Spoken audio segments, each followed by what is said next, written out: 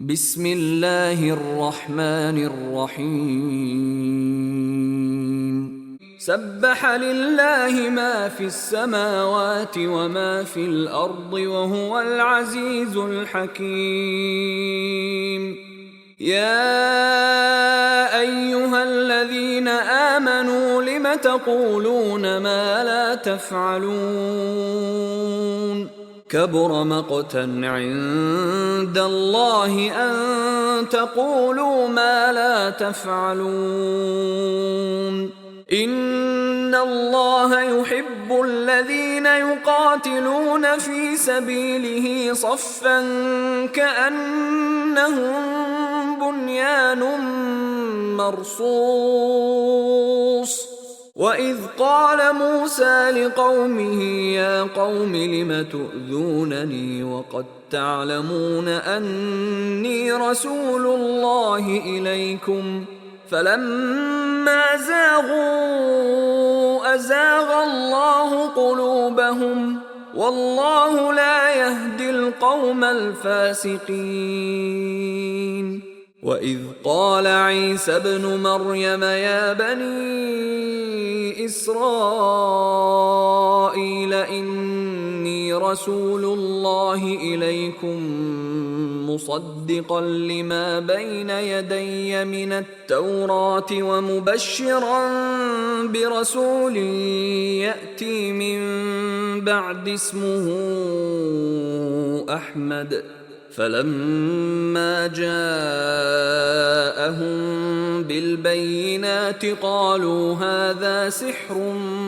مبين ومن أظلم ممن افترى على الله الكذب وهو يدعى إلى الإسلام والله لا يهدي القوم الظالمين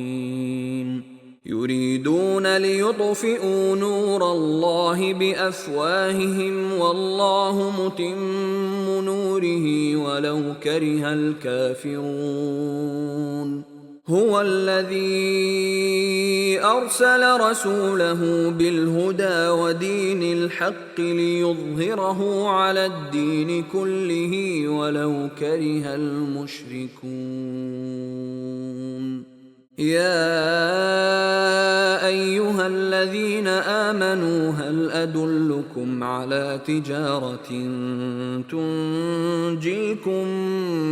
من عذاب أليم تؤمنون بالله ورسوله وتجاهدون في سبيل الله بأموالكم وأنفسكم ذلكم خير لكم إن كنتم تعلمون يغفر لكم ذنوبكم ويدخلكم جنات تجري من تحتها الأنهار ومساكن طيبة في جنات عدن ذلك الفوز العظيم وأخرى تحبونها نصر من الله وفتح قريب وبشر المؤمنين يا أيها الذين آمنوا كونوا أنصار الله كما قال عيسى ابن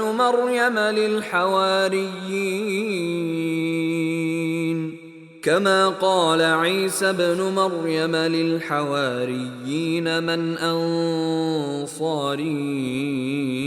إلى الله قال الحواريون نحن أنصار الله فآمنت طائفة من بني إسرائيل وكفرت طائفة فأيدنا الذين آمنوا على عدوهم فأصبحوا ظاهرين